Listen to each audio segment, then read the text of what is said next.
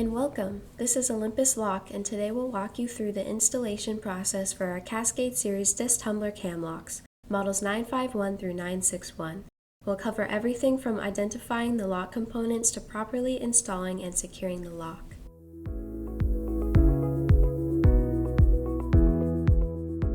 For installation, you'll need a number 1 Phillips head screwdriver. There are 6 included components and 2 included cams. The components include 2 keys, a fixing nut, an eyelet spur washer and screw, a trim collar, and the cam screw and star washer. Each cam lock comes with both a straight cam and an offset cam. Models 951 and 952 include a shorter straight cam, while 953 through 961 use a longer one. The offset cam is the same for all models.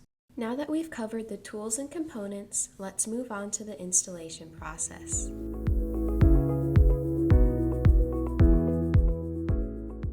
Start by drilling a 3/4 inch hole in the cabinet where you'll be installing the lock. Next, take the eyelet spur washer and install it into the hole from the back of the cabinet. Make sure it's horizontal with the hole on the side. If needed, tap it in with a hammer or rubber mallet until it's flush. Slide the trim ring onto the lock.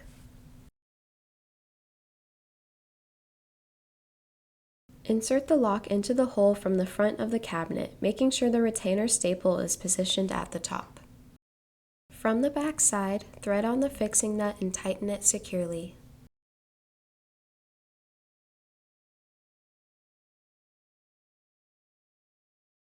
Insert the small screw into the hole of the spur washer. This helps keep the washer in place and prevents it from loosening over time.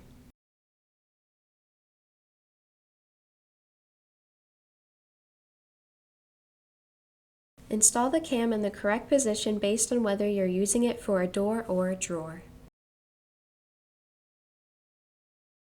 Once the cam is in position, secure it by tightening on the cam screw.